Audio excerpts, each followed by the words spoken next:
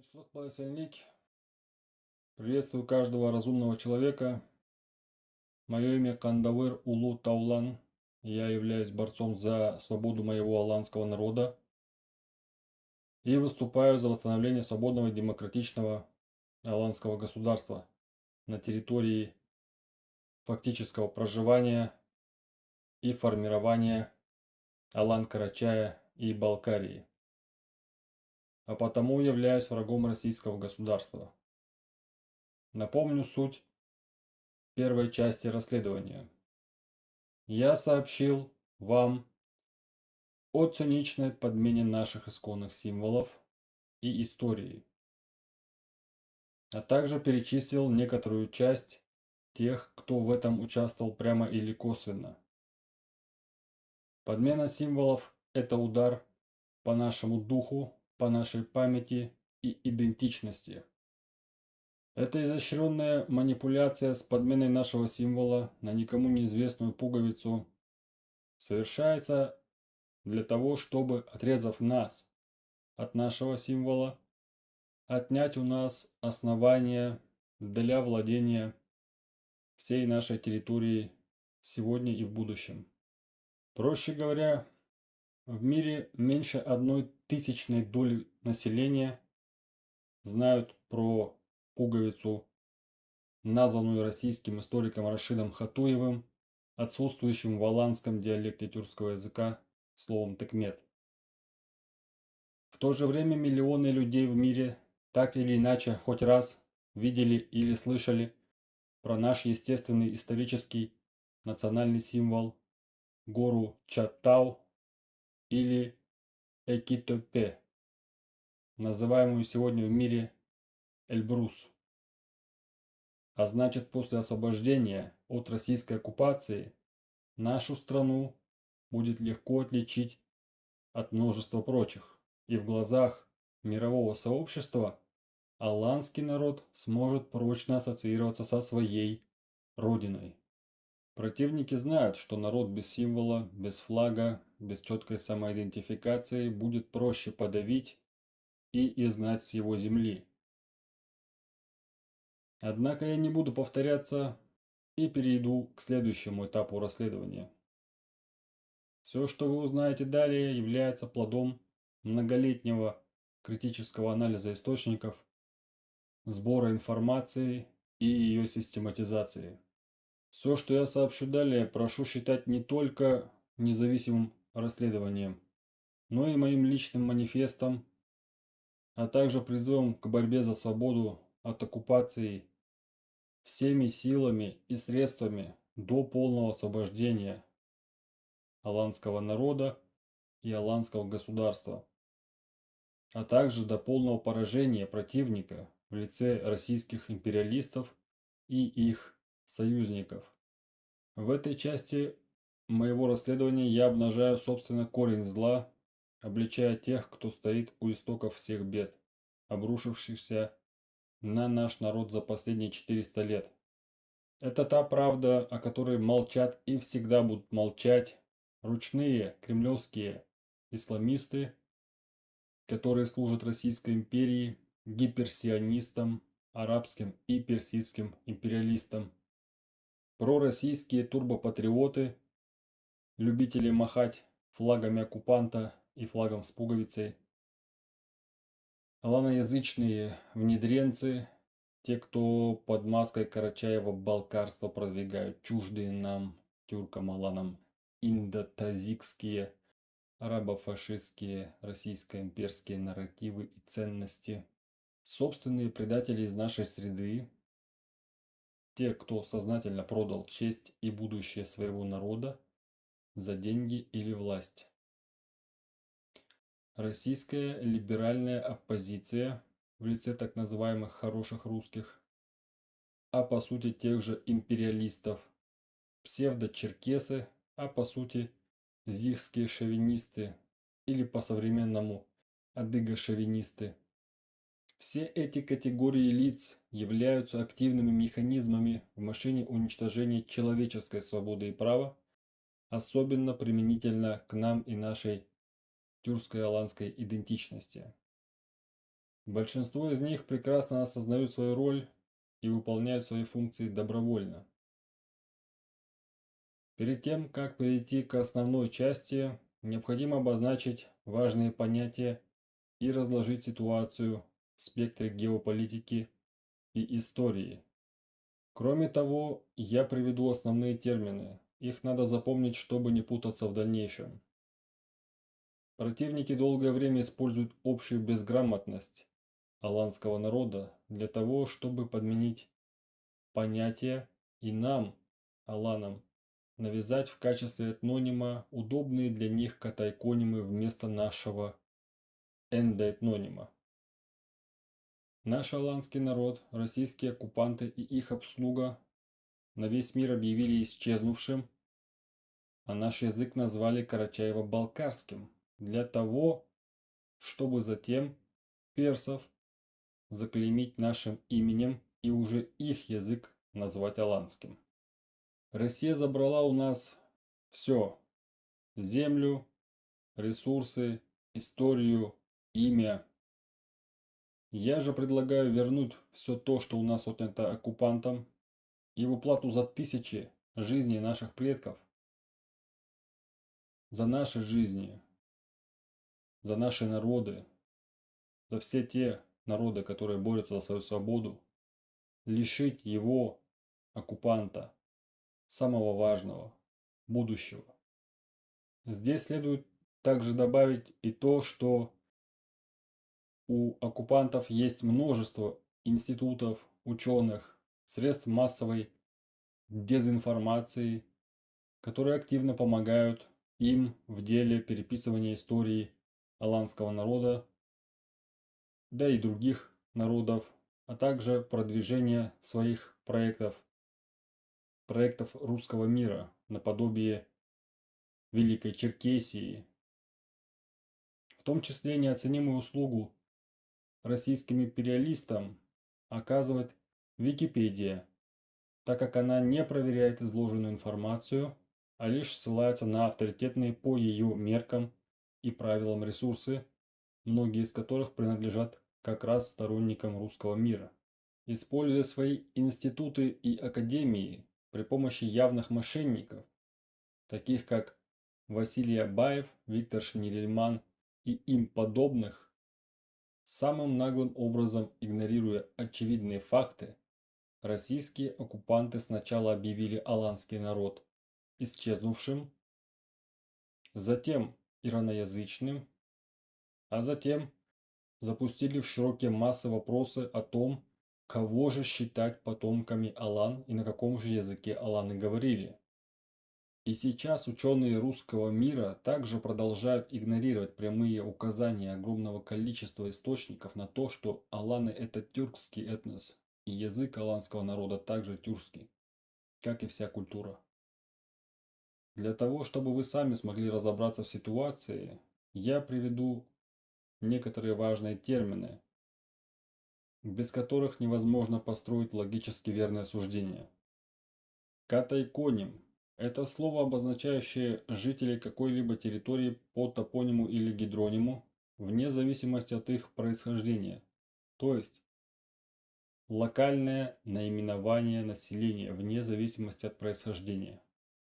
Примерами катайконимов служат такие слова, как карачаевец, балкарец, карачаево-балкарец, чегемец, баксанец, кабардинец, дегорец, хуламец, малкарец, безингиевец, горец, карачайлы, малкарлы, таулу, түзлü, тенгизли, кабартылы. Это означает, что не каждый карачаевец, балкарец или карачаево-балкарец является аланом. Но каждый алан по месту проживания или происхождения может быть либо карачаевцем, либо балкарцем, либо кабардинцем. Экзоэтнонимы – это название народа со стороны других народов. Исторически к нам применялись такие экзоэтнонимы, как скифы, сарматы, булгары, хазары, гунны, черкесы, карачеркесы, карачаевские черкесы, аланеты, басияне, горские татары и тому подобные. Эндоэтноним это то, как себя именует сам народ, то, как мы называем себя. В нашем случае мы себя называем Алан в единственном числе и Аланла в множественном числе. Осетины называют себя либо Ирон, либо Дигарон, а свой язык называют Ирон-Эвзак. Адыги называют себя Адыге, а свой язык Адыгабзе. Ингуши называют себя Галгай, а свой язык Галгай-Мот. Аланы же называют себя Алан, Аланла, а свой язык называют Алан-Тиль. Аланы – это тюркский этнос, сформировавшийся на горно-предгорной и южной части равнинной территории между Крымом, Лабой, главным горным хребтом системы гор Миннитау и рекой Хазна-Су. Миннитау – это исконный аланский топоним, обозначающий всю горную и предгорную территорию, называемую сегодня в массовом инфополе Кавказом. Коренные жители Карачая и Балкарии за последние как минимум 1000 лет – это тюрки-аланы, чей этногенез длительное время проходил на этих территориях. И на этом основании аланский народ обладает историческим и фактическим правом на свою территорию и является коренным народом на этой земле.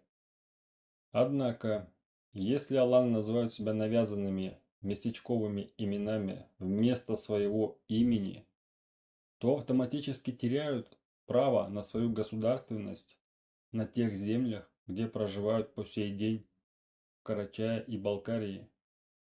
Именно этого и добивается оккупационный режим и его агенты. Черкесы – это собирательный экзоэтноним, изначально применявшийся к тюркам Северного Миннитау. На множестве достоверных исторических карт слово «черкес» используется исключительно в комбинации со словом «татары» или «тартары». После истребления и выселения большей части черкес-татар или же ногай-татар, Российская империя планомерно пыталась закрепить слово «черкес» в качестве общего этнонима для зихов и абазов с целью сокрытия одного из самых крупных военных преступлений в своей истории – геноцида ногай-черкесов. Этнос – это группа людей, имеющая общее название и элементы культуры, информацию о общем происхождении и общую историческую память, ассоциирующая себя с особой территорией и обладающая чувством солидарности.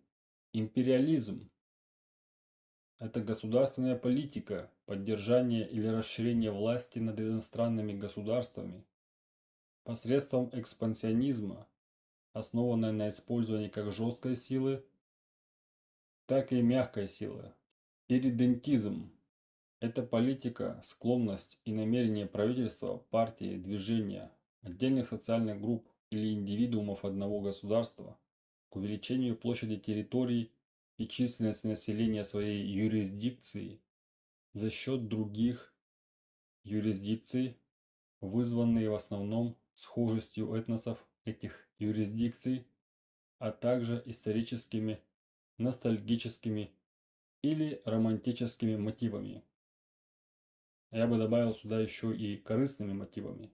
Именно словами империализм и иридентизм можно охарактеризовать в общем смысле всю ту деятельность, которую ведут Кремль и его верные марионетки против вольных тюркских народов Миннитау.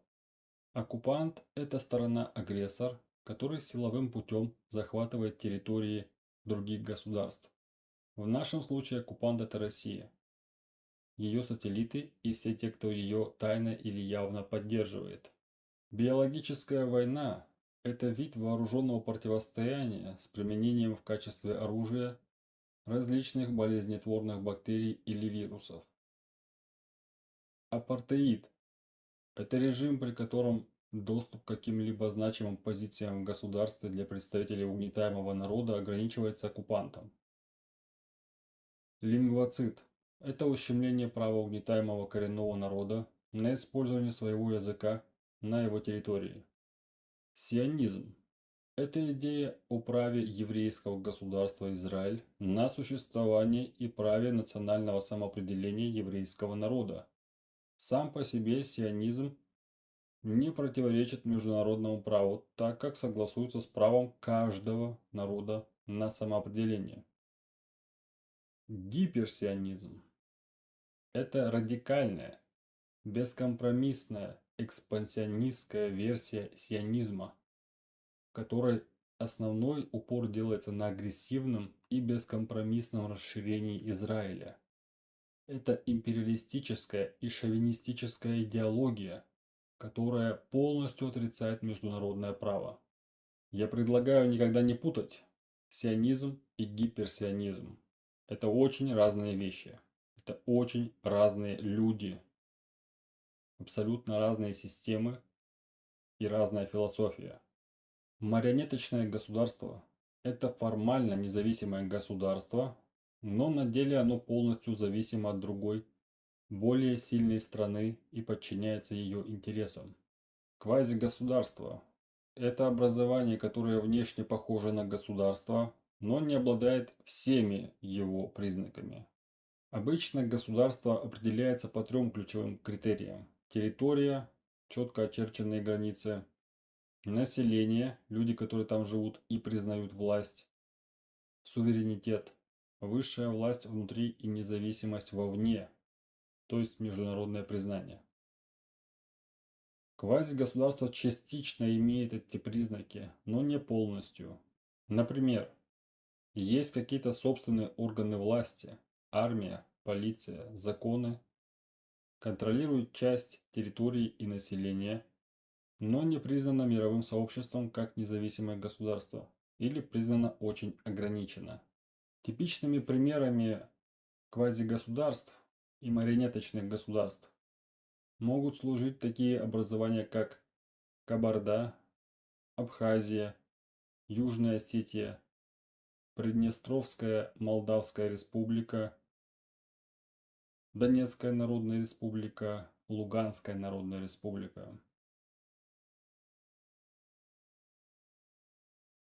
Миллет – это в арабо-исламской терминологии религиозная общность или религиозная нация. Джамаат – это местная группа лиц, исповедующих одну религию или, иначе говоря, локальная общность.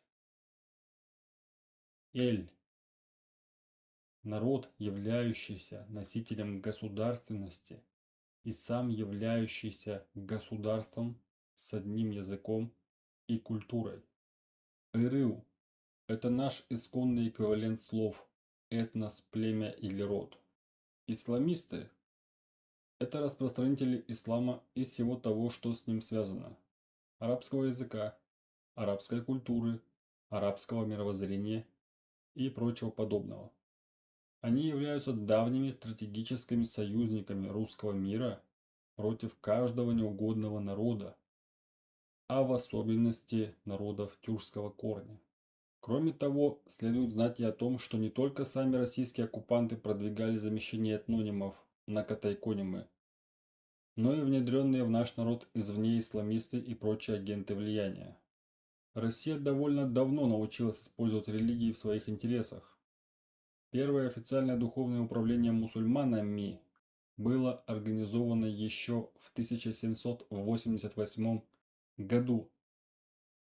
В это время Россией правила София Августа Фредерика Ангальцербская, называемая в лживой российской истории императрицей Екатериной II.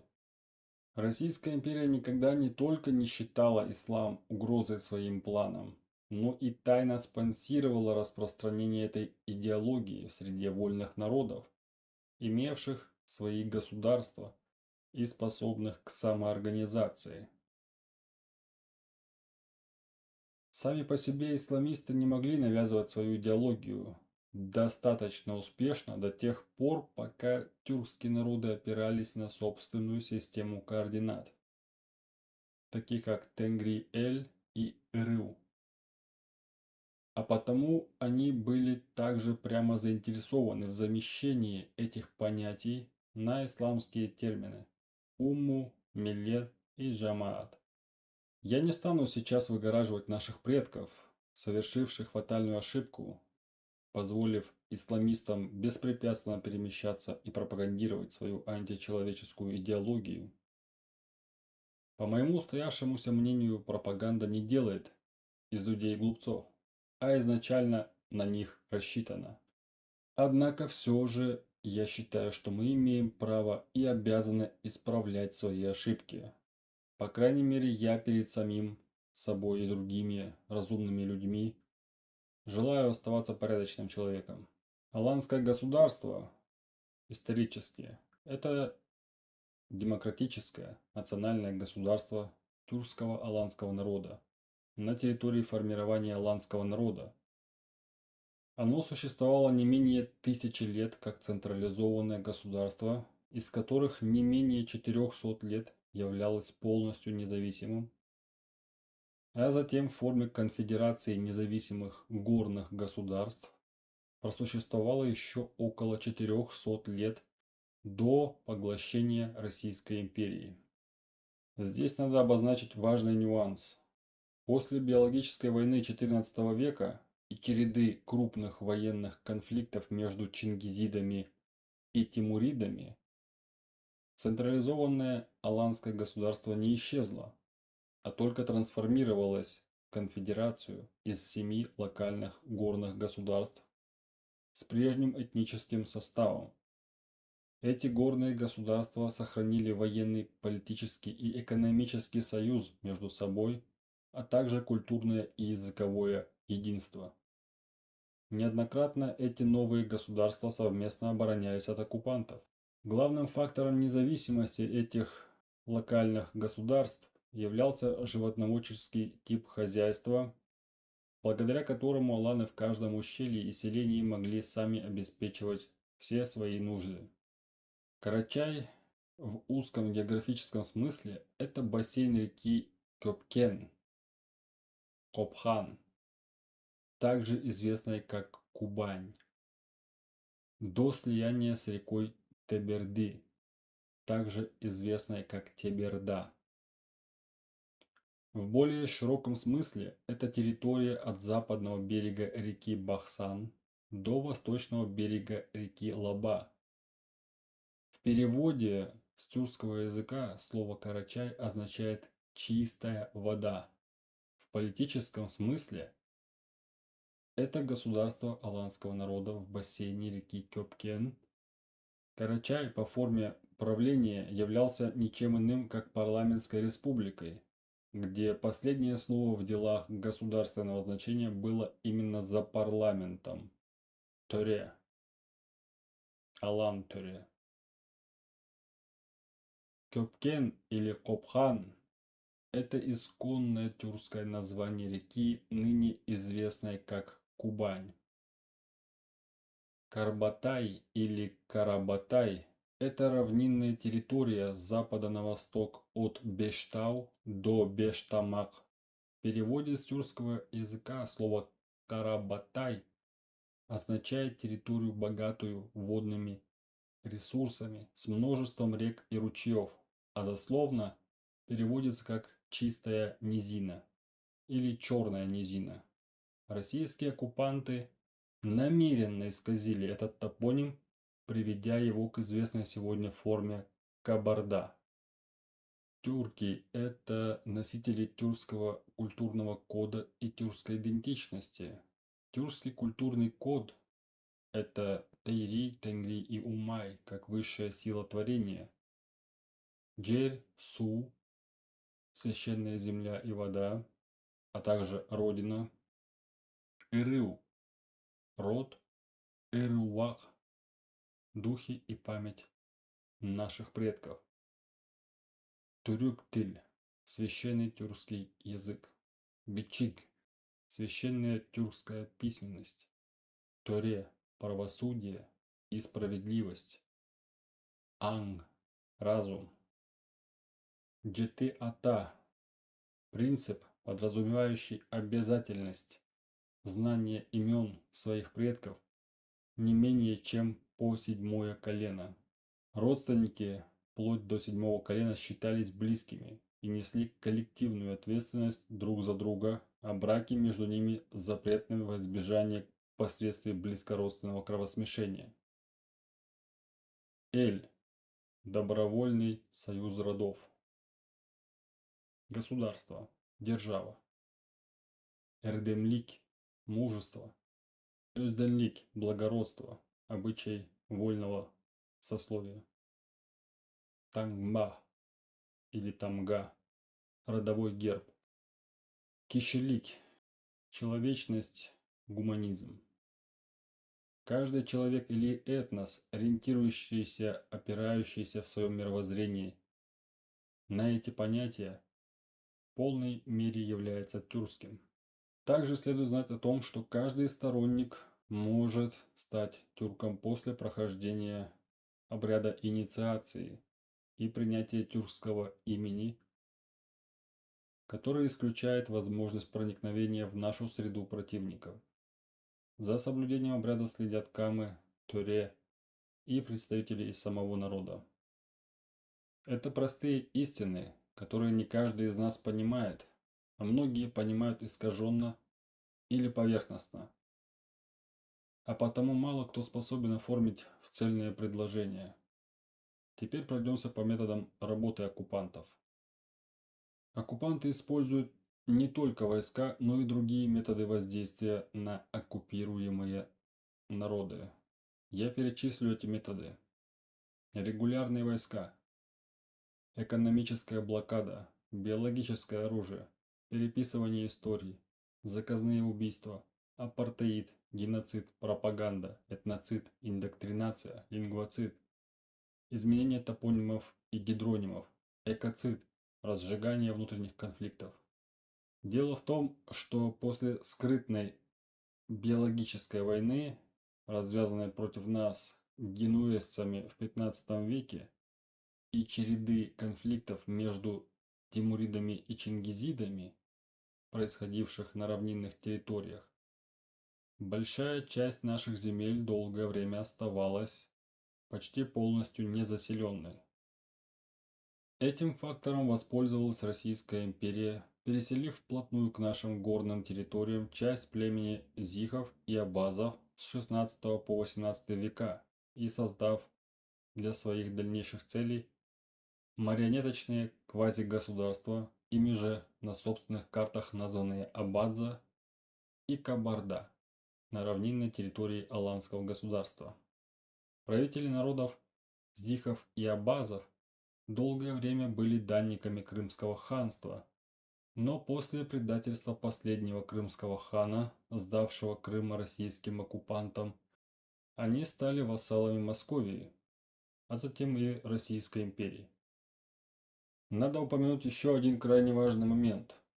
Россия имеет богатый опыт использования одних народов против других. Россия массово переселяла собственных крестьян на земли коренных народов, хаев на земли Ереванского ханства, калмыков на земли Ногайского ханства для создания длительных этнических конфликтов, чтобы прочно контролировать территории этих народов.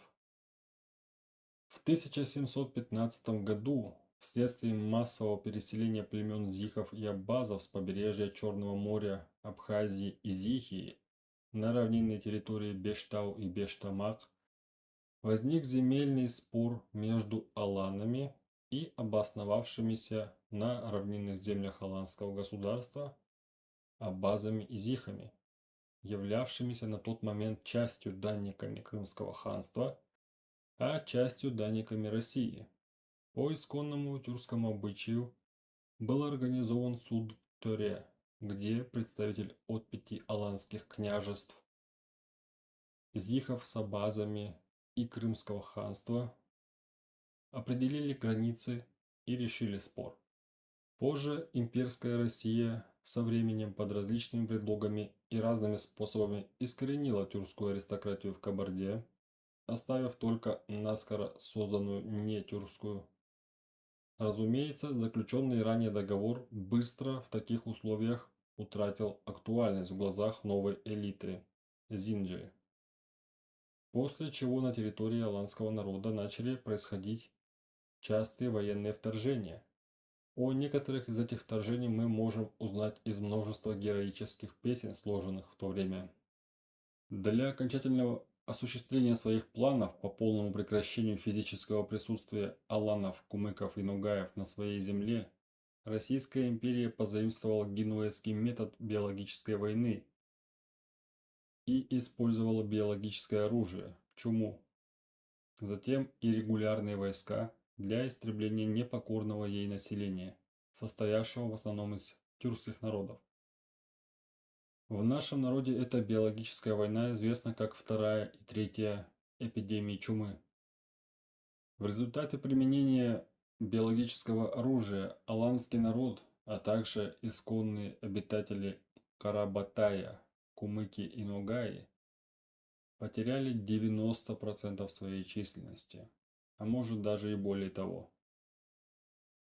Российская империя отправляла зараженных чумой диверсантов из числа подвластного ей населения, в основном абазин и зихов, в тюркские поселения под видом притесняемых беженцев-мусульман, а местные российские агенты-исламисты убеждали аланский народ в том, что этих саботеров обязательно надо защитить и поселить на своей земле. В песне о переселении Урузбиевых сообщается интересное указание на то, что умерших от чумы людей исламские эфенди отказывались мыть перед похоронами без уплаты огромной денежной суммы. Эта информация явно сообщает о том, что исламисты были хорошо осведомлены о механизме передачи болезни с самого начала и, вероятнее всего, были проинструктированы российским командованием о мерах предосторожности. В истории прочно задокументировано множество случаев применения чумы в качестве оружия, и существует как минимум один прецедент подробного планирования применения биологического оружия. Согласно сообщению генуэзского нотариуса Габриэля де Мюсси, в 1346 году, после того, как войско хана Джанибека было заражено чумой, хан приказал с помощью катапульт забрасывать трупы умерших от болезни в Кафу, где также немедленно началась эпидемия. Разумеется, биологическое оружие во все времена было оружием самых малодушных и подлых. Скорее всего, сами генуэзцы, будучи не в силах противостоять в открытом бою войску хана Джанибека, первыми применили биологическое оружие. А хан, разобравшись в ситуации, ответил им взаимностью. Кроме того, есть точно задокументированный случай подробного планирования применения чумы в военных целях. Об этом есть следующая информация. План Венеции во время осады Кандия, современный остров Крит в 17 веке. Это документально подтвержденный случай подготовки биологической атаки против османских войск. Инцидент произошел во время Венецианско-Османской войны, когда город Кандия, ныне Ираклион, находился в осаде османов с 1648 года по 1669 год. Данные, полученные из архивов Венецианского государства, детально описывают операцию, организованную венецианскими разведывательными службами, целью которых было снятие осады путем заражения османских солдат чумой методом воздействия на них жидкостью, приготовленной из селезенки и бубонов жертв чумы. Хотя план был прекрасно организован, а смертоносная смесь была готова к использованию, атака в конечном итоге так и не была осуществлена. Однако же вернемся к нашей предыстории. Немногие уцелевшие из числа тюркской аристократии местности Карабатай частично мигрировали в Карачай, Малая часть присоединилась к горным княжествам Малкар-Дугер, Чегем-Бызынны, Холам-Урузби. Другая часть мигрировала в Османскую империю вместе с частью своих подданных. После полного овладения территорией и оставшимся зависимым населением новосозданной Кабарды, представленного в основном зихами и абазами, Российская империя начала продвигать свои границы вплотную к независимым аланским государствам. Для установления контроля над аланскими землями, помимо этого, Россия тайно подкупала ренегатов и финансировала исламистов в Карачае, Баксане, Чегеме, Холаме, Безынги, Малкаре и Дигории. Им поручалось писать прошение о принятии в российское подданство от имени народа всех независимых аланских обществ, подрывать общественную мораль, а также склонять народ к пораженчеству и капитуляции. Использовав написанные самозванцами обращения в качестве предлога, российские войска при поддержке калмыцких тайши и феодалов зинджского происхождения несколько раз проводили военные экспедиции, направленные против аланского народа, каждая из которых, однако, была встречена ожесточенным отпором. Так война продолжалась еще длительное время. Однако после многолетней экономической и продовольственной блокады, а также оккупации большей части пастбищных территорий, присоединенных к созданной Россией на территории Карабатая, Кабарде, часть аланского народа была вынуждена сложить оружие. Те, кто не готов был жить в оккупации, стали вести партизанскую войну, а часть переселилась в Карачай и другие территории. В Карачае аланы, несмотря на несколько произведенных российскими войсками карательных экспедиций, сохраняли фактически суверенитет еще долгое время, а партизанская война не прекращалась ни на день вплоть до 1944 года включительно. Здесь надо отметить и то, что параллельно с основной угрозой на аланский народ часто происходили набеги интернациональных группировок разбойников и работорговцев, борьба с которыми отнимала много сил и средств. У нас их называли «кызылбеки». Наиболее известный случай такого набега детально описан в героической песне «Татаркан». После свержения Гольштейн-Готторпских и расстрела семейства российских правителей большевиками, борьба аланского народа за свободу разгорелась с новой силой. Аланы Карачая начали заново осваивать опустошенные после биологической войны и войны за независимость земли на западе, а аланы Балкарии вновь заселили предгорную зону, опустошенную российскими войсками ранее. Борьба за свободу продолжалась с переменным успехом. В 1944 году, когда имперская Россия, находившаяся тогда под вывеской «Советский Союз», под шум войны традиционно совершила акт геноцида, обвинив в измене всех алан Карачая, а затем и алан Балкарии, выселив женщин, детей и стариков в пустынные районы Тюркестана, Центральной Азии, на медленную и мучительную голодную смерть. Всего около 100 тысяч гражданских лиц из числа аланского народа. К сведению, на момент совершения геноцида далеко не все аланы еще являлись гражданами так называемого Советского Союза. У многих даже не было паспортов этого государства. Поэтому обвинение в измене звучит особенно лживо с этой позиции. Как можно изменить государству, если ты даже не являешься его гражданином? Однако это не помешало совершить геноцид. Аланский народ был расселен на огромной территории в более чем 500 спецпоселений. Расселяли алан вперемешку с другими народами, намеренно разделяя семьи для того, чтобы ассимилировать одни народы другими, создавая на выходе русскоязычную массу, не имеющую понятия о своем происхождении и связанную только с имперской Россией. План геноцида аланского народа был разработан не позднее 1931 года, так как уже тогда на советских картах земли аланского народа были поделены между соседними субъектами. Отсутствие аланского народа на своей территории длилось 14 лет. В это время Кремль также не сидел без дела.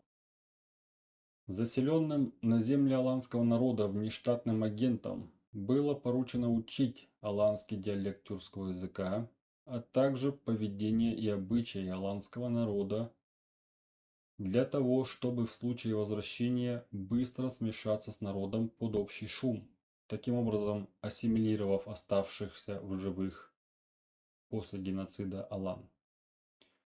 Внештатникам меняли фамилии и имена в документах, для конспирации раздавая так называемые дежурные фамилии и имена, наиболее распространенные в нашем народе. После возвращения с 1956 года аланский народ, как и полагается, несмотря на все изданные законы и указы, ни в коей мере не был реабилитирован. Не было никакого возрождения, о котором так любят кричать аланоязычные россиянцы на нашей земле каждый год 3 мая и 28 марта. Вернувшимся на свою землю нашим дедам и прадедам приходилось с топорами и ножами в руках возвращать собственные дома, восстанавливать разрушенные оккупантами-колонистами из числа более удобного населения кладбища и прочие сооружения. Практически с нуля, с огромными усилиями пришлось восстанавливать национальные аланские породы домашних животных – лошадей, овец, коз, собак. К слову, это та самая порода лошадей, которую сегодня предлагают отдать на съедение казахам верные России халяльные аланоязычные исламисты. После того, как земли Алании, Азербайджана, Казахстана, Кыргызстана, Татарстана, Башкортостана, Саха, Алтая, Чувашии, Кумыкии, Ногайского государства, Каракалпакстана, Узбекистана, Туркменистана, Украины были тщательно разграблены, а народы, их населявшие, были лишены национальных элит, Советский Союз был аккуратно поделен на части вчерашними большевиками, чекистами, лагерными сторожами, доносчиками и их потомством. В 90-е годы аланы Карачая и Балкарии на двух референдумах абсолютным большинством голосов выбрали восстановление государственности Карачая и автономии Балкарии. Оба референдума были полностью проигнорированы оккупантами, а организаторы подверглись преследованиям. В это время аланы еще не знали о том, что в Кремле приступили к реализации нового этапа плана по вытравливанию алан со своей земли. В 1998 году силы российских оккупантов устроили тихую войну в Карачае и Балкарии, в ходе которой при содействии внедренных аланоязычных и других доносчиков выявляли и ликвидировали всех мужчин, потенциально способных организовать сопротивление. В 1999 году в созданной оккупантами на аланской земле Карачаево-Черкесской республике, аналог ДНР или ЛНР, которую нам нет смысла считать легитимной, прошли выборы, где аланы проявили максимальную сплоченность и показали Кремлю, что не готовы стать снова угнетаемым меньшинством на своей же земле. Кремль хотел создать правительство в так называемой Карачаево-Черкесской республике, где бы даже номинально не было ни одного алана, ни на одном ключевом посту. Российское правительство дало указание телевидению и газетам так называемой Карачаево-Черкесии ежедневно поливать грязью алан Карачая. Практически все завезенное Россией, а до того Московией население ежегодно настраивали исключительно против аланского народа. Каждую совершенную российскими спецслужбами вооруженную провокацию приписывали Аланам Карачая, во всех преступлениях обвинялись именно аланы. Особенно отличилась в деле служения Кремлю в это время журналистка государственного телевидения Карачаева-Черкесии Фатима Тлисова, за что была повышена до внештатного сотрудника и отправлена работать в Соединенные Штаты Америки под предлогом политического убежища. Якобы ее притесняли. Таким образом, Кремль частенько засылает своих агентов на Запад, в Европу, в Соединенные Штаты и другие развитые государства, как это было совсем недавно с Яшиным, Карамурзой и прочими им подобными. В это время часто со стороны зигских и московитских шовинистов звучали призывы к повторению геноцида против Алан-Карачая путем выселения. В это тяжелое время, вопреки сильному и всестороннему давлению, весь аланский народ объявил бессрочный протест. Все, кто мог держать в руках оружие, вооружались, а женщины и дети выходили на центральные площади городов. Многие из тех, кто сейчас смотрит это видео, сами помнят те события. Я полагаю, многие увидят это видео из тех, кто там присутствовал, и не дадут соврать. На стороне Алан в тот сложный исторический момент были лишь ставшие меньшинством на собственной земле кубанские ногаи и кумыки. Ногаи-черкесы и кумыки. Теперь, ознакомившись с предысторией, мы можем перейти к современному положению дел. Корни текущей проблемы уходят к евразийству. Оно выросло из российского имперского славянофильства, но быстро стало отдельным и крайне токсичным течением. Евразийство не совсем монолитно. Левые евразисты ближе к советизму, к идее евразийской сверхдержавы. Правые евразийцы делают упор на православие и имперскость. Неоевразийцы отпочковались от левого крыла. Их главные идеологи Лев Гумилев, который опирался на старых евразийцев и славянофилов. Его теория пассионарности создана была для оправдания массового геноцида коренных народов российскими оккупантами на протяжении не менее чем 500 лет. Александр Дугин опирается на национал-большевизм, идеологическим лидером которого он сам ранее являлся. Это ядовитая смесь крайнего имперского шовинизма и левого античеловеческого радикализма. Национал-большевизм – это не только российское явление, а международная сеть, связанная с российской национал-большевистской партией и ее продолжением в лице евразистов. Их ячейки пустили корни во многих странах, в особенности СНГ – Беларусь, Молдова, Балтика, Украина, Казахстан, Кыргызстан, Израиль, Швеция, Канада, Сербия, Чехия, Словакия, США, Британия, Польша. Возможно, этот список не полный, но в этих странах явно присутствуют эти самые агенты евразийцев. Я попробую привести известные мне лица, которые я считаю центральными для евразийского проекта, направленного против всего свободного мира, а в особенности против тюркских народов и директно против ногаев, аланов и кумыков. Александр Дугин, главный идеолог неоевразийства, прямой наследник национал-большевизма, он прямо призывал осуществлять геноцид украинцев. Авраам Шмулевич, гиперсионист, основатель движения Беата Арцейну, которое переводится как «За Родину».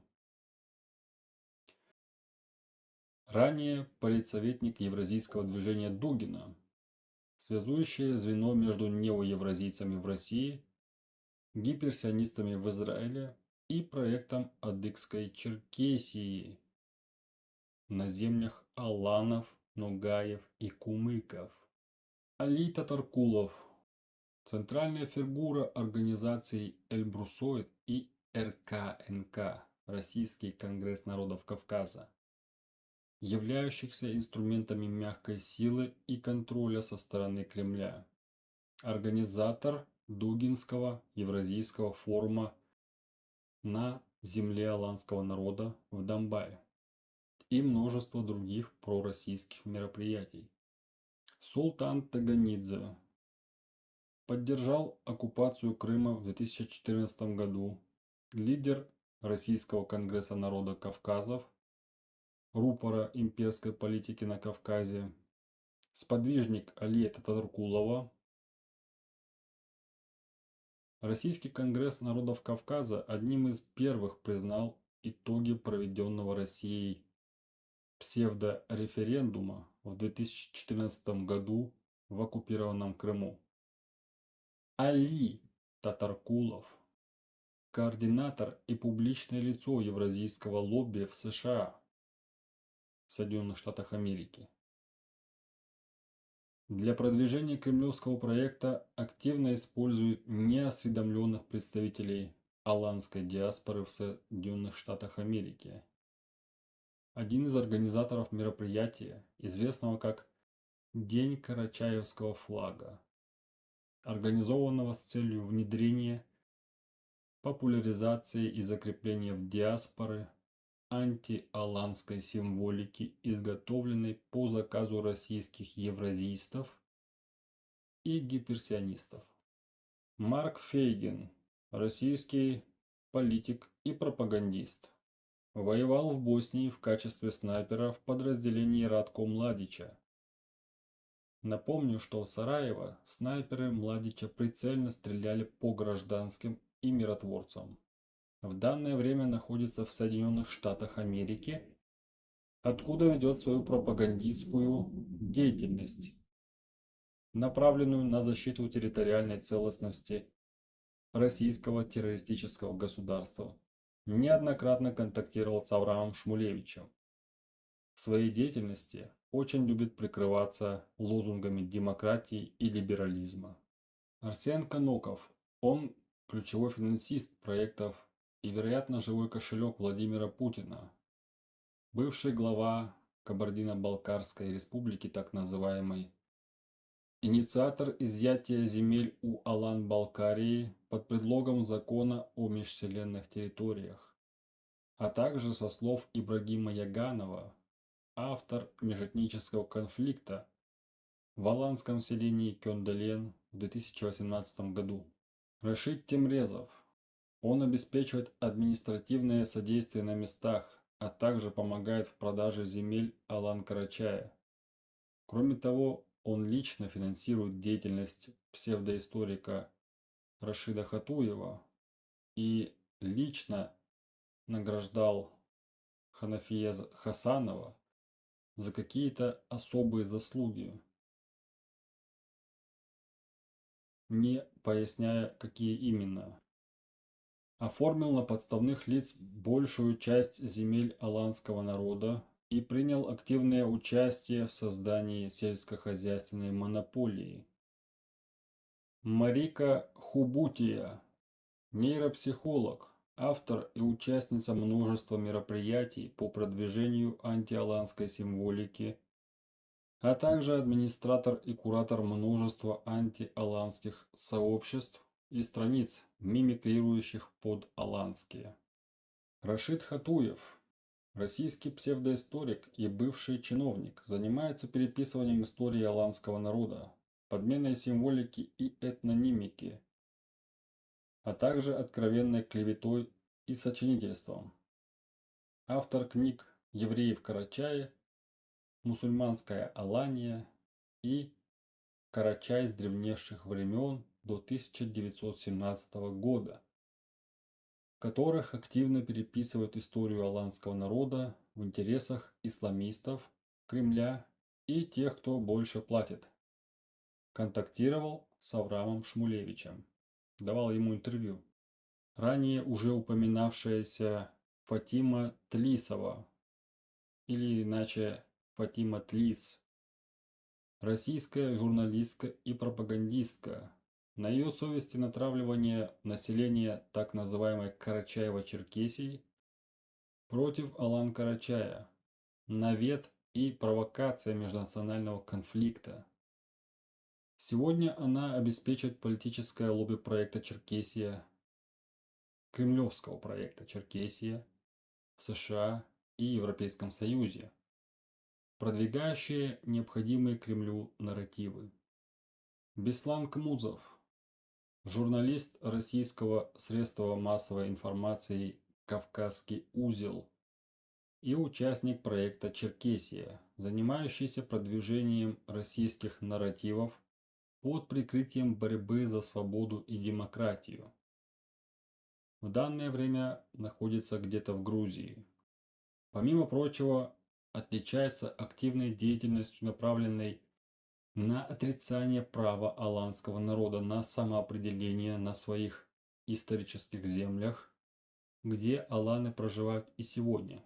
В ходе дебатов со мной использовал в отношении аланского народа разделительную терминологию оккупантов.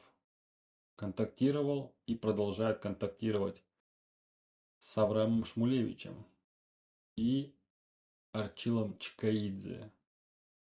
Сельджук Баглар, председатель так называемого Совета Объединенной Черкесии. Он курирует турецкое лобби проекта Черкесия, продвигает нарратив о унитарном характере планируемого государства Черкесия без учета мнения Алан-Карачая и Балкарии, и не ленится разжигать ненависть в отношении кочевых народов, а в особенности тюркских. Недавно, в 2025 году, 13 июля, после очередного такого выпада, все же понес ответственность в соответствии с законодательством Турецкой Республики за разжигание ненависти. Джихан Джендемир, бизнесмен, финансирующий проект Черкесия вне российского пространства, занимается налаживанием сотрудничества между адыгскими диаспорами в Турции и России. Его роль пока недостаточно изучена. Вполне возможно, что он предпочитает оставаться в тени. Догу Пелинчек, курдское лобби русского мира под социалистическими лозунгами, в 2022 году поддержал вторжение российских оккупантов в Украину. Эдуард Какой-то, бывший лидер марионеточного псевдо-аланского квазигосударства, неоевразиец, входил в Высший совет Международного евразийского движения. Талгат Таджудин, муфтий Российского духовного управления мусульман, курирует исламское крыло евразийства, полностью лояльное Кремлю. Арчил Чкаидзе возглавляет грузинское крыло неоевразийского движения Общество Ираклия II. Алексей Гончаренко, состоявший ранее в пророссийской партии регионов, ныне занимающийся поддержкой другого российского проекта, а конкретно Черкесии, неоднократно контактировал с неоевразийцами. И как же без главного деятеля всей этой тусовки? Владимир Путин, по его же словам, главный русский националист и последователь идей Ильина.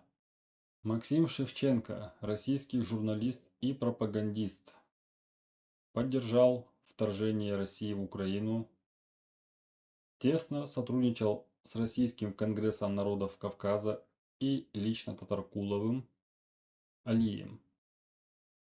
После начала войны в Украине сбросил маску демократа, явно встав на сторону Кремля.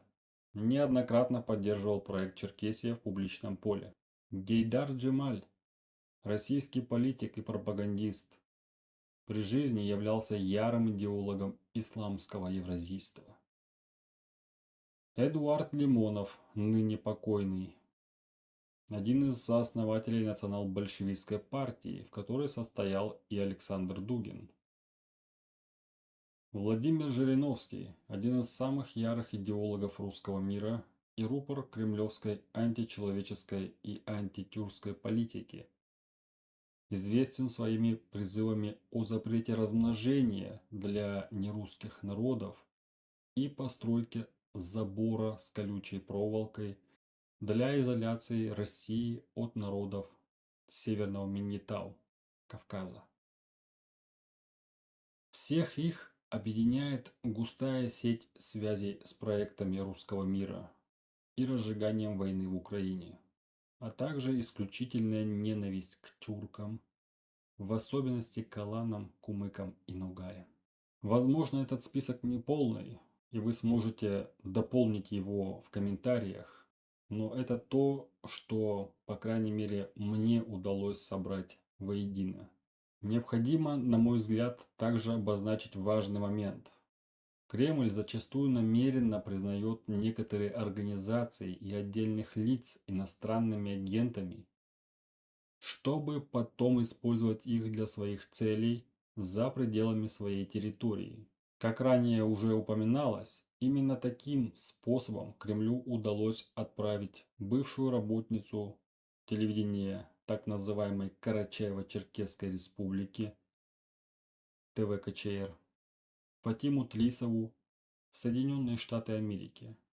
Там, пользуясь легендой о преследовании, ей удалось легализоваться и устроиться в средства массовой информации в соответствии со своей основной специализацией. Сегодня это лицо активно работает в том числе и в Европейском Союзе. Кроме того, Кремль для достижения своих целей организует зачастую заранее спланированное преследование некоторых движений и формально объявляет их вне закона для того, чтобы использовать их в качестве своих прокси-групп в дальнейшем. Так Кремль ранее объявил Талибан вне закона, использовал его для уничтожения демократического правительства в Афганистане, а сегодня открыто ведет дела с талибанским режимом. Талибан состоит в основном из этнических пуштунов, и Кремлю выгодно использовать их для подавления тюркских племен и народов Южного Тюркестана. Есть вполне достоверная информация о том, что именно Кремль стоит за появлением группировки Исламского государства Ирака и Леванта на территории Сирийской Республики. Военные действия ВС России в Сирии производились в рамках стратегии гибридной войны евразийцев против свободных государств и народов, в точности в соответствии с их стандартами. И сейчас, как мы знаем, там установлен исламистский режим, который вполне устраивает Кремль и ведет с ним неприкрытые диалоги. Еще одним ярким примером формального преследования является объявление Путиным войны против исламского фундаментализма в Ичкерии.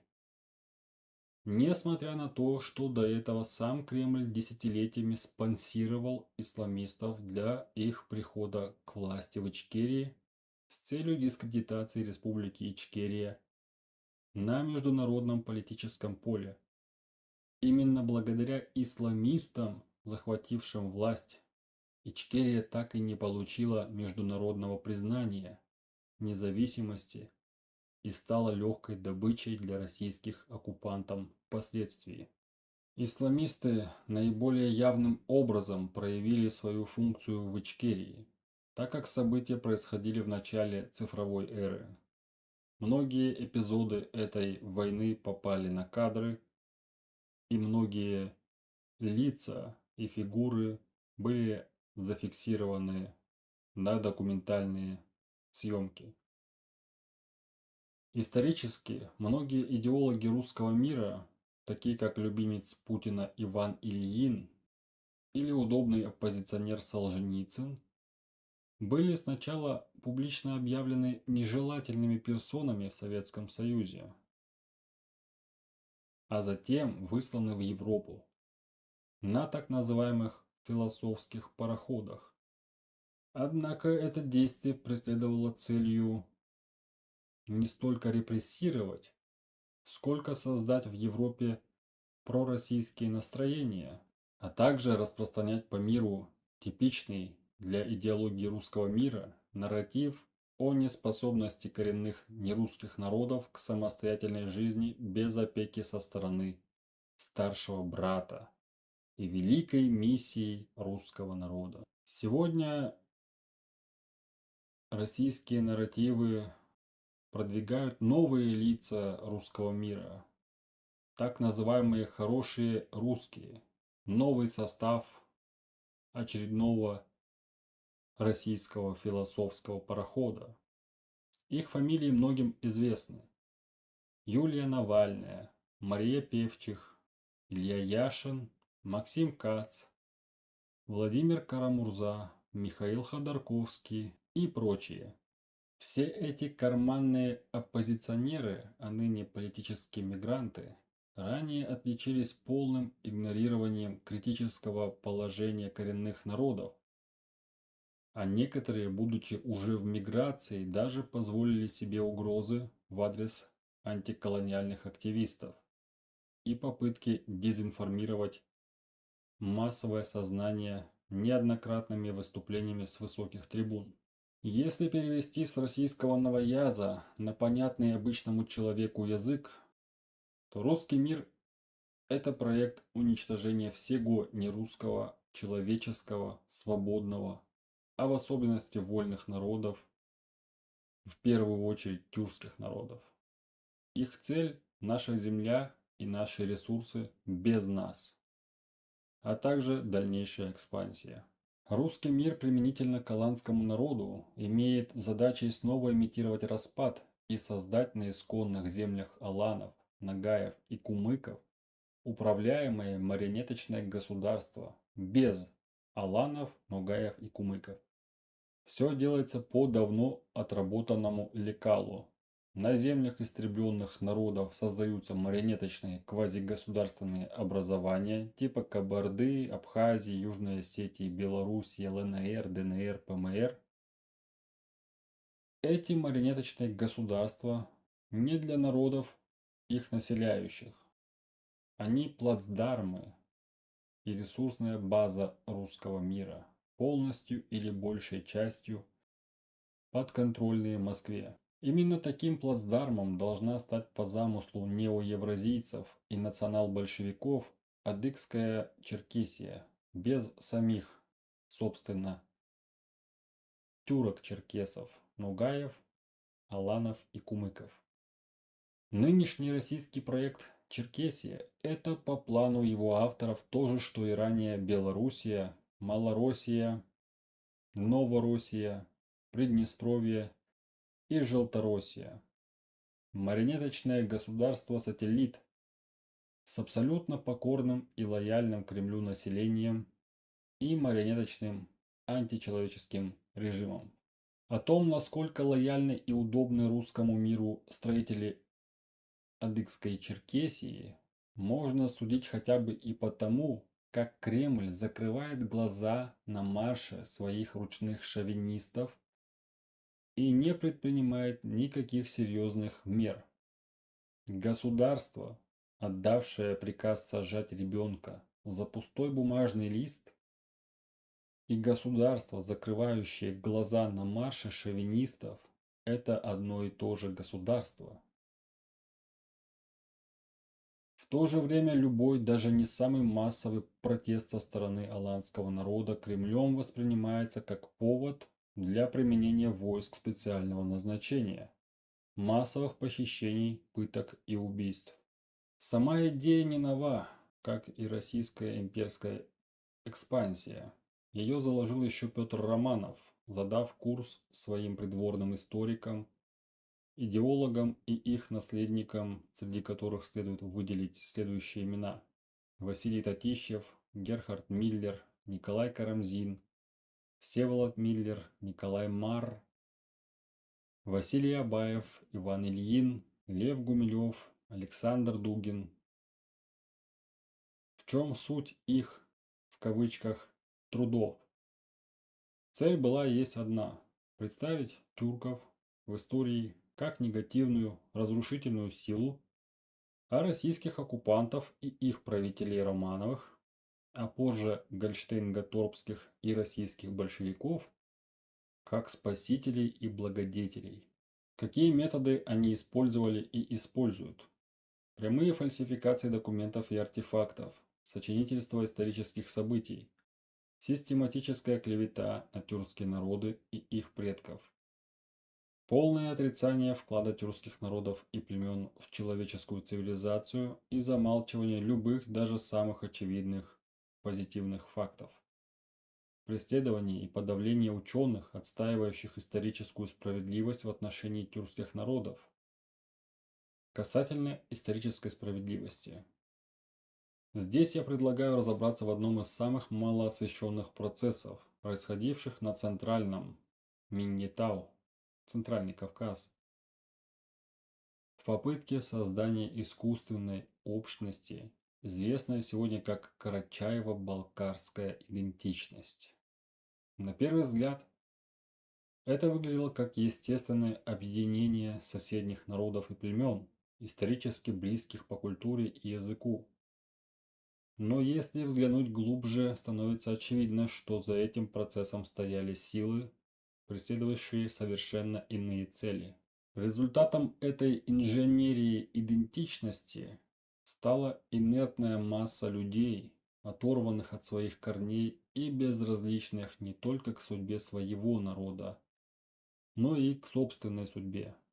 В переписях такие люди начали записываться карачаево-балкарцами или просто карачаевцами и балкарцами, не осознавая, что тем самым закрепляют навязанную им конструкцию, к которой многие не имели ни культурного, ни родового отношения.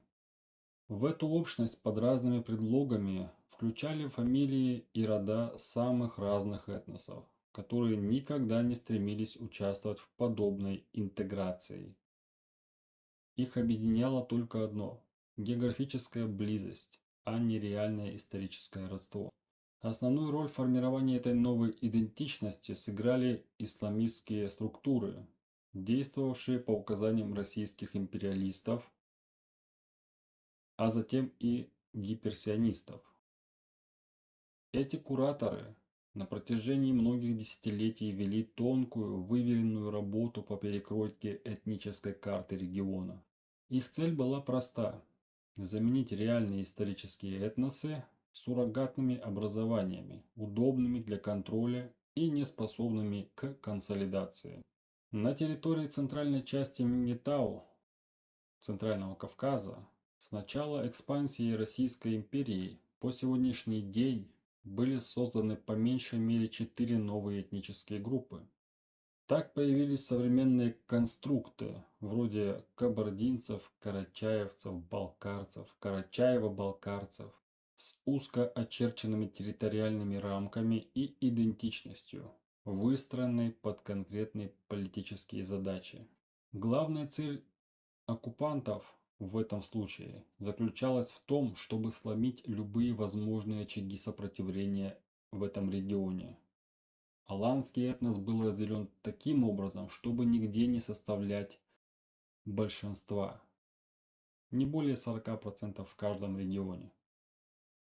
Остальную часть населения составляли переселенцы и мигранты, которых через религиозное влияние подводили к новой самоидентификации по месту проживания, а не по происхождению. Так аланы оказались разделены на 3 основные ветви, каждая из которых постепенно потеряла осознание своей общей этнической природы, а в одной даже был утрачен язык. Сегодня даже среди потомков аланов далеко не каждый помнит, кто он есть на самом деле. Люди, записанные в новые национальности, не ощущают связи с этими выдуманными названиями, а значит, не готовы действовать во имя их. Но и за свою настоящую идентичность им бороться трудно, так как она была стерта из коллективной памяти. Без участия исламистов этот проект вряд ли бы удался. Именно они стали идеологическим инструментом в деле разобщения народов. Их цель – создание мелких локальных общин и джамаатов, управляемых извне, где общая историческая память вытесняется религиозной унификацией.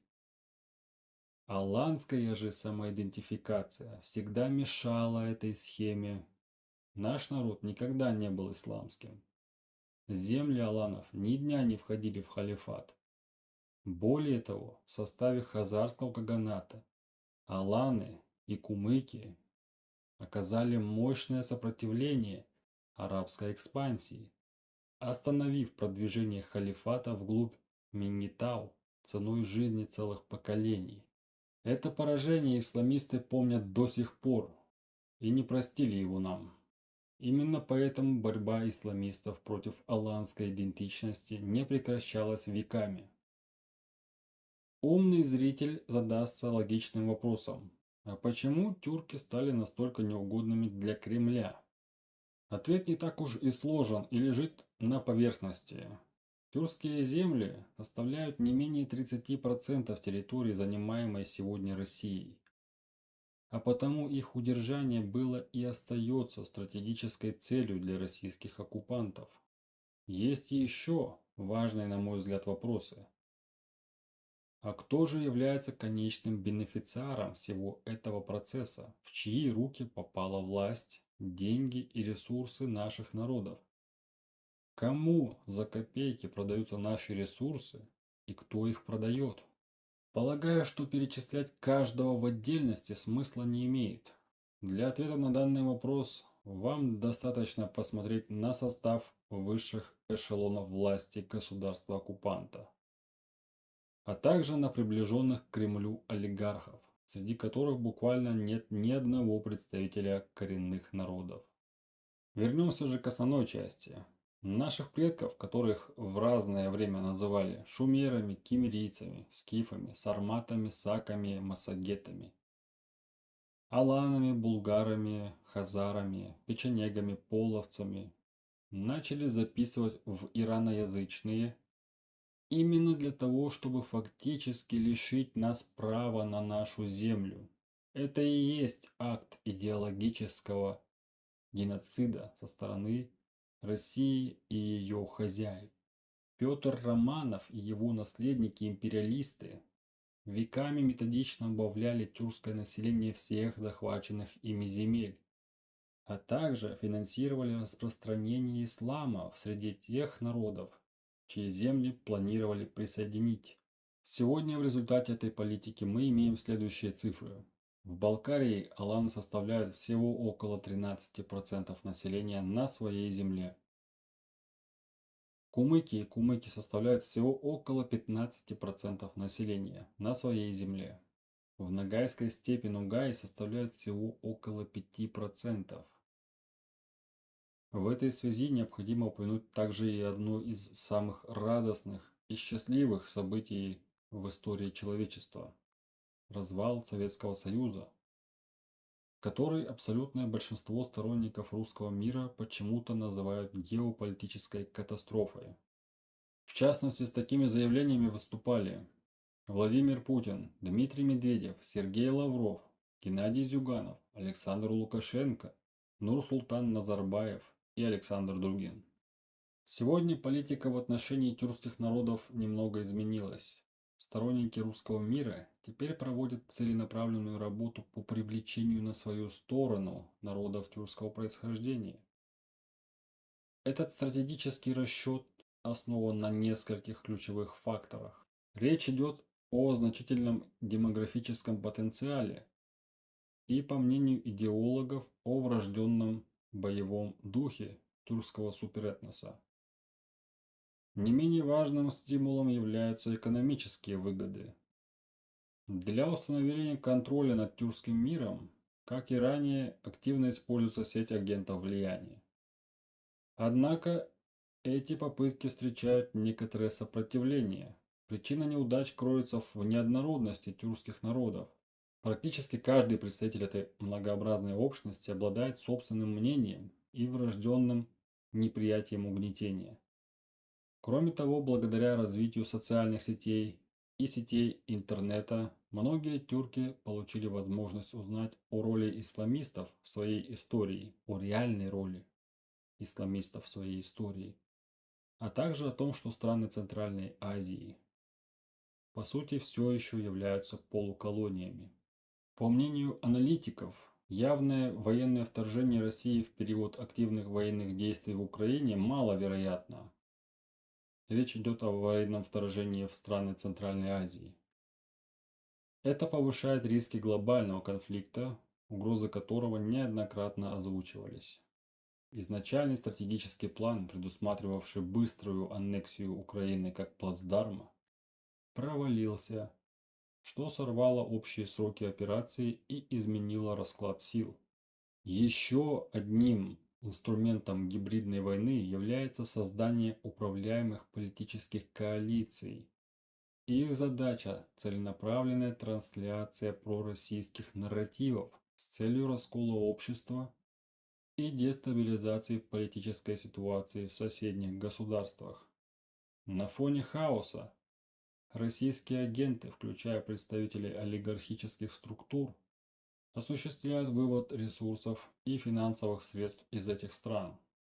Данный метод является стандартным элементом их операций.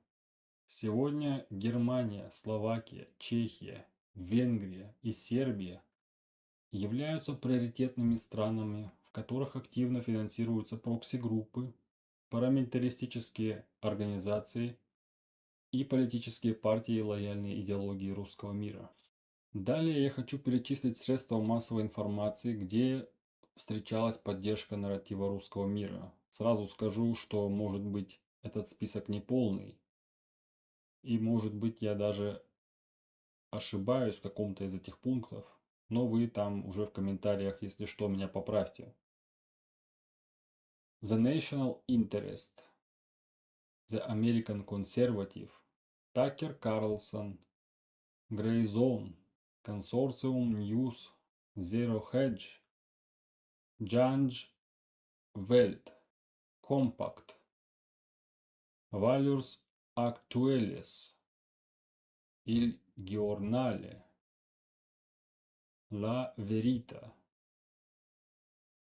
Я не утверждаю, что каждая из этих СМИ абсолютно лояльна идеологии русского мира, но считаю необходимо обратить внимание на их деятельность, исходя из содержания некоторых статей, опубликованных в этих изданиях.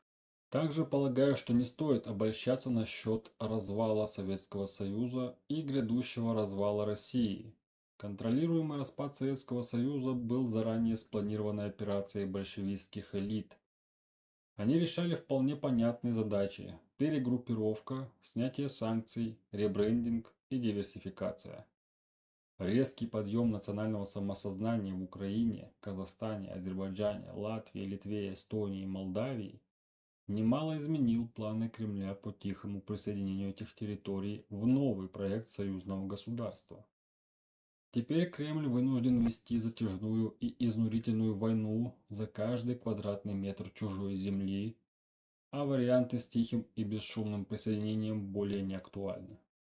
В данный момент готовится новый контролируемый распад нынешней России. Это не конец империи, как многие полагают, а ее ребрендинг или по-простому переобувание для нового витка кровавой экспансии под новыми вывесками. Союзное государство, ЕАЭС, Русский мир, СССР 2.0 и тому подобное. Сегодня, в век развитых коммуникаций, о преступлениях России уже знает практически каждый имеющий кругозор человек. Кремль своими заявлениями и действиями вызвал ненависть к себе со стороны даже тех, с кем еще недавно обсуждал стратегическое сотрудничество. К слову о сотрудничестве. Нужно также объяснить причину столь прочного альянса исламистов и Кремля. Дело в том, что исламисты до сих пор не могут простить аланам, кумыкам и ногаям то, что во времена хазарского каганата предки этих народов остановили продвижение войск арабского халифата на север. Войска халифата в это время совершили огромное количество античеловеческих преступлений против мирного населения Каганата в приграничных территориях. Современным исламистам, как и тысячу лет назад, ненавистно буквально все то, что является частью нашего культурного кода. Кроме того, исламисты являются такими же империалистами, как и кремлевская элита. Совокупность этих факторов предопределила многовековой альянс этих фракций против народов, отрицающих и презирающих рабство и подобные античеловеческие идеологии. Империализму в широком смысле противостоит каждый человек, который осознает себя хозяином своей жизни, прав и свободы. Каждый разумный человек осознает то, какую угрозу несет империализм. Ведь именно имперские войны веками приводили к гибели миллионов людей. Однако в случае с россиянцами ситуация обстоит таким образом, что исторические ошибки практически никак не усваиваются населением. Российское руководство веками упорно переписывает кровавую историю государства своего и захваченных народов, что сильно мешает усвоению исторических ошибок. На сегодняшний день на уровне государственном российскому империализму эффективно противостоит, к сожалению, только одна Украина. Но так было не всегда. Исторически главным препятствием российской античеловеческой экспансии были крупные и развитые тюркские племена и государства. Хазары, огузы, булгары, печенеги, кыпчаки, аланы, татары, ногаи, кумыки, башкорты. Именно кочевая цивилизация сдерживала людоедский потенциал Московии, Ирана и Китая. А знаком ли вам вообще тюркский кочевой тип цивилизации? В учебниках истории, которые вы изучаете, скорее всего об этом нигде нет ни малейшего упоминания. Вам никогда не казалось странным, что в большинстве, если не во всех учебниках в мире выделены целые главы под Римскую империю, античную Грецию, Древний Китай, Египет и Вавилон, но почему-то нет ни слова о тюркской цивилизации? Что считать вообще признаками цивилизации? Вот что относится к признакам наличия цивилизации. Государственность, наличие устойчивой системы власти и управления, законодательство, налогообложение, бюрократия, суды, армия, централизованный контроль над территорией и населением, городская культура, существование городов как центров ремесел, торговли, науки и религии, разделение на городское и сельское население, развитая инфраструктура, дороги, водопровод, общественные здания. Письменность и система знаний. Использование письменности для фиксации законов, хроник, договоров. Развитие образования, математики, астрономии, медицины и других наук. Передача знаний между поколениями. Разделение труда и социальная стратификация. Выделение классов и профессий. Жрецы, воины, ремесленники, крестьяне, правители. Сложная экономическая структура и обмен. Торговля, налоги, ремесла.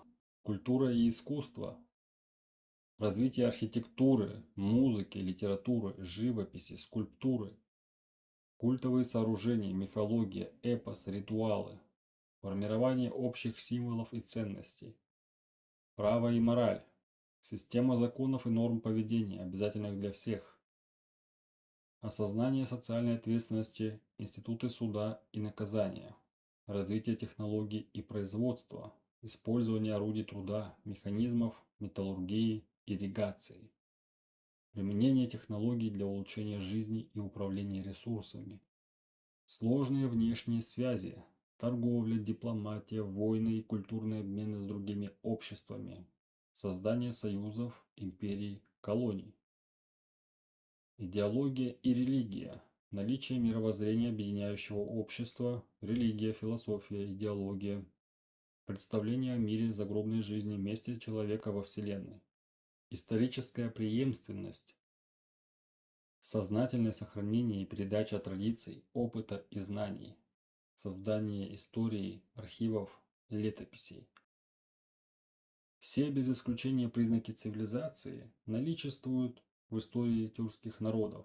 Более того, географически именно тюркская цивилизация веками располагалась на огромном пространстве от Хан-Балыка до Буджака и от Итиля до Киркука. Так почему же ее кто-то старательно вычеркнул из учебников истории? Я полагаю, что это сделали именно те силы, которые упомянуты в этом расследовании. Что же касается Московии, маленькое Московское княжество стало частью Российской империи только после физического истребления тюркской элиты Московии российскими оккупантами, а затем и геноцида коренных народов этой территории – мирян, макшан и эрзян. Здесь надо отметить один интересный факт. За время существования тюркской цивилизации, то есть до исламизации, ни один соседний с тюрками народ не был истреблен или подвергнут этноциду или лингвоциду. К примеру, в Сибири рядом с многочисленными тюрками-кыргызами проживали веками камасинцы, немногочисленный народ, который за многие века соседства с тюрками не исчезали, пока не пришла Российская империя. Больше не существует этого народа, как и его языка. Этот пример я привожу для тех, кто, начитавшись учебников и книг, написанных по заказу империалистов, считает тюркские народы кровожадными варварами и тому подобным. Взглянув на факты самостоятельно, вы увидите, кто реально является кровожадным варваром, а кто нет. И вот мы подходим к самому главному. Почему же именно Аланы Карачая вдруг стали, если не главной, то как минимум приоритетной мишенью всей этой международной банды сегодня? Все довольно просто. Карачай остался последним тюркским бастионом, если так можно выразиться, на южной границе Российской империи. Здесь аланы вновь составляют около 50% населения. Мы последний осколок той цивилизации, которая способна заменить русский мир, сохранивший демографическое большинство на своей территории. Кроме того, наш народ прекрасно помнит многие совершенные против нас преступления, у которых нет и не будет сроков давности. Именно по этой причине мы стоим на пути к их планам, вне зависимости от того, нравится это нам или нет. Именно для этой цели и продвигается кремлевский проект Черкесии.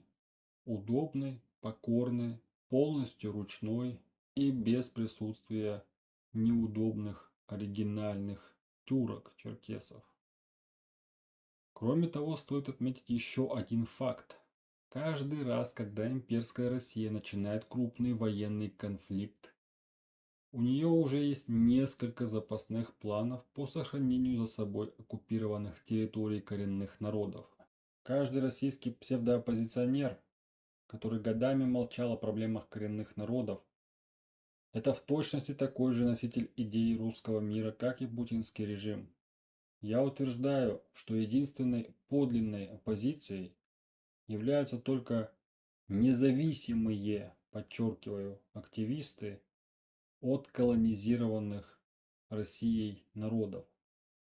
И каждый россиянец, который молчит об этом очевидном факте, молчит сознательно, так как в душе желает и дальше бесплатно использовать земли и ресурсы оккупированных народов, а также сохранить Российскую империю. Аргументы этих хороших русских против деколонизации коренных народов попросту смешны и жалки. Я их перечислю и отвечу на каждый из них. Говорят они, что развал может разрушить общую культурную ткань наследия и историческую память. Общая культура, по мнению этих россиянцев, это гулаги, алжиры, карлаги, нищета, беспредел, бесправие, алкоголизм, которые они и их страна принесли нашим народам. Спекулируют также и тем, что якобы миллионы семей живут в смешанных браках и имеют родственников в разных регионах, а значит распад может превратить соседей в иностранцев.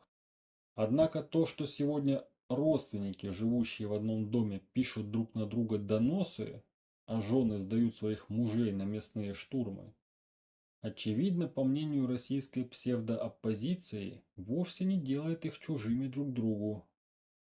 То, что многие народы благодаря российской политике оказались буквально рассеяны по миру, это, разумеется, другое.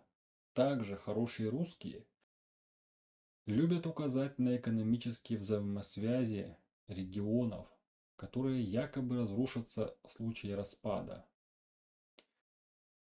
Раз уж речь зашла об экономике, то, наверное, стоит напомнить о том, что большая часть всех финансов в итоге оседает в Москве, а регионы остаются ни с чем, а еще и должны остаются. И этот грабеж происходит не только сегодня, но и в прошлом веке, и до этого происходил в точности так же. Сегодня в России люди не имеют средств даже на еду. О каком еще обнищании говорят все эти агенты Кремля? Все те же российские либералы говорят о том, что на фоне развала велик риск, что крупные державы попытаются поделить территории или использовать слабость для усиления влияния. Разве не ту же риторику ведут путинские пропагандисты по центральным каналам? Они ведь буквально слово в слово повторяют кремлевский нарратив о внешней угрозе. В качестве примера также российские агенты приводят то, что разделенные государства не смогут эффективно контролировать ядерное оружие и огромные границы. Здесь вообще возникает серьезный вопрос о психическом здоровье хороших русских. Ведь абсолютно очевидно, что руководство России и сегодня, и в советский период совсем не стеснялось угрожать миру ядерным оружием на полном серьезе. Что может быть вообще хуже этого? Я считаю, что компактные национальные государства гораздо безопаснее даже с этой точки зрения. Следом они же заявляют о том, что народы могут лишиться возможности защищать свои интересы на глобальной арене. Это уже клиника. Похоже, что помимо проблем с психикой, у них также и с памятью имеются проблемы. Это какой такой коренной народ смог защитить вдруг свои интересы благодаря России? И где это происходило, интересно? Хоть раз было такое вообще? Нет, на мой взгляд, ни единого прецедента защиты своих интересов хоть одним коренным народом при поддержке России за всю историю существования этой античеловеческой империи зла. Также они приводят в пример опыт Югославии, Ливии и ряда африканских государств. Говорят о возможности каких-то внутренних реформ и федерализации прекрасной России будущего. На мой взгляд, все это, разумеется, полнейший абсурд. Ведь они начисто игнорируют примеры мирного распада и забывают упомянуть, что большинство военных конфликтов за последние 50 лет были не в последнюю очередь спровоцированы на постсоветском пространстве именно российскими спецслужбами. Сценарий вооруженного конфликта как инструмент запугивания масс сегодня уже и вовсе не актуален. Ведь Россия начала и продолжает вести самую кровавую войну после Второй мировой, в которой уже погибло в общем не менее миллиона человек. Что же касается так называемой прекрасной России будущего, во-первых, из кого она будет состоять? Из уголовников, доносчиков, из вот этого вот а, прекрасного российского населения? Я не понимаю, то есть из кого она будет состоять? Что подразумевается под прекрасной Россией будущего в таком случае? то разве нельзя строить свою прекрасную Россию будущего в границах самой России до провозглашения ее империей, до оккупации Казани? Я полагаю, что у России было уже достаточно шансов за последние 100 лет даже стать нормальным человеческим государством. А значит, пора дать возможность, шанс коренным народам построить свои прекрасные государства будущего. У нас хотя бы есть из кого это строить. У нас хотя бы шанс есть. Не весь наш народ, к слову, стал вертухаями и доносчиками. Кое-как, но держатся люди. Русский мир и Россия не принесли моему народу ничего, кроме войны, абсолютной нищеты, коррупции, геноцида, этноцида и лингвоцида. И я знаю, что не только мой народ, но и десятки других народов могут просто не пережить еще одну прекрасную Россию будущего.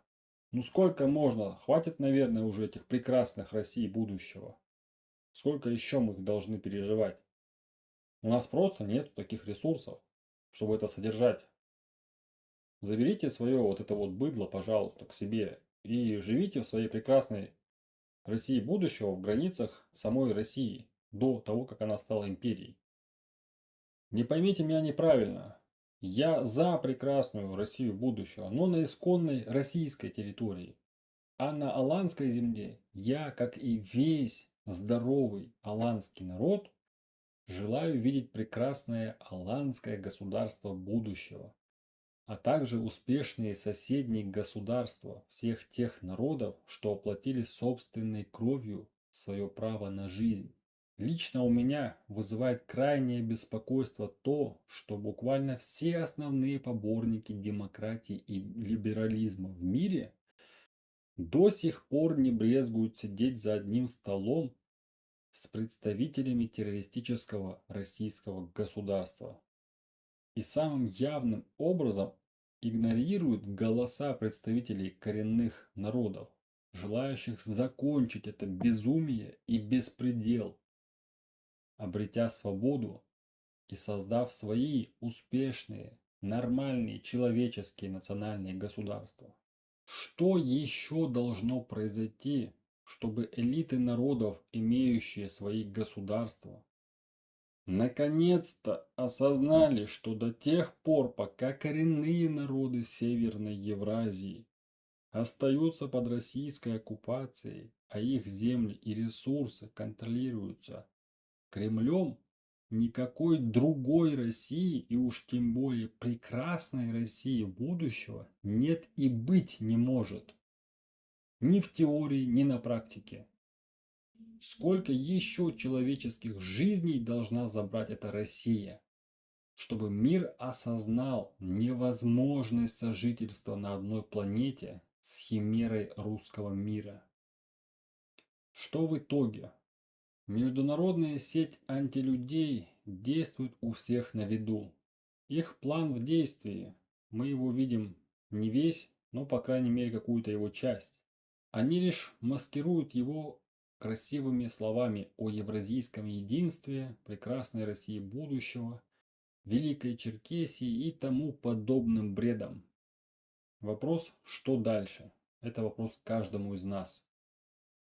Каждому свободному человеку. Будем ли мы молча наблюдать, как пытаются завершить то, что не удалось им более чем за 300 лет? Позволим ли мы стереть последний оплот свободы и справедливости, или же вместе прорубим свободу всеми силами и средствами? Нам предстоит вернуть утраченное, нашу подлинную тюркскую, аланскую самоидентификацию. Нас не должно касаться, кто и как себя называет.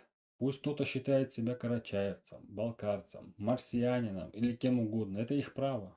Наше дело восстановить собственную правду, отказаться от навязанных оккупантам местечковых названий и вернуть реальное этническое имя нашего народа на его место. Тех же, кто предпочитает и дальше носить данные оккупантами клички мы обязательно должны от себя отделять, чтобы исключить возможности влияния на нас со стороны оккупантов в будущем с использованием ренегатов. Только тогда мы вновь обретем единство и силу, которая веками удерживала нас, свободные народы, от порабощения. Молчание и бездействие сегодня – это соучастие, и я, Кандауир Улу Таулан, отказался быть соучастником российского беспредела. Пора каждому открыть глаза, на мой взгляд, объединиться, вспомнить свою историю и дать достойный отпор. Наш народ, наши предки заслуживают большего, чем участь безликого угнетаемого меньшинства или исчезновение их потомства с карты мира вовсе. Мы можем построить свою свободную и успешную страну. У нас есть для этого все, что нам необходимо. Нужна лишь ваша поддержка и прямое участие. Ни на кого не оглядываясь и никому ничего не доказывая, мы сами должны проложить наш путь к свободе. Каждый способен внести вклад в общее дело. Каждый должен осознавать, что никто не придет и не сделает нас свободными вместо нас. Свобода и процветание никогда и никому не доставались даром за просто так. Мигрируйте, собирайтесь, развивайтесь, боритесь за свободу, так как наши предки за нее боролись.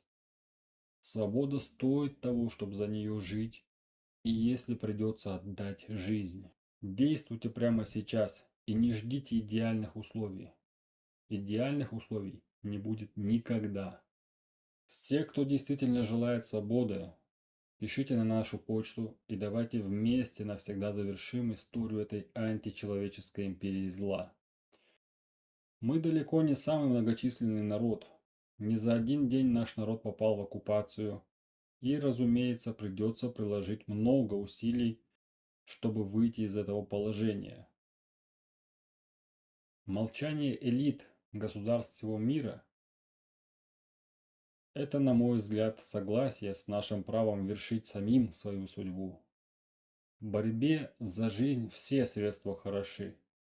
И это именно та ситуация, когда от нашей свободы прямо зависит наша жизнь и жизни тысяч новых поколений нашего народа, а также десятков вольных народов. Наше настоящее и наше будущее всех нас, всех вольных народов.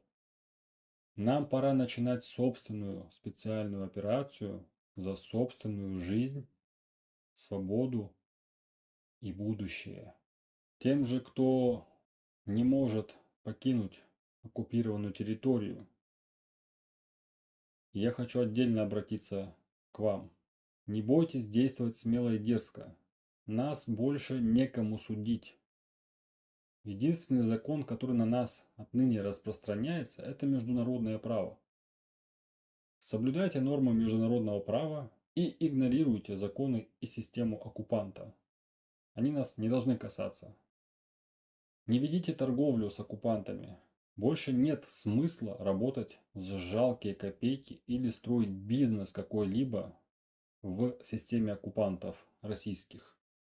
Все это ненадежно, и в любой день это может быть у вас отнято. В том числе и ваша жизнь сегодня уже поставлена под вопрос. В общем, не стройте долгие планы в рамках их системы. Выстраивайте стратегии выживания вне зависимости от оккупационного режима.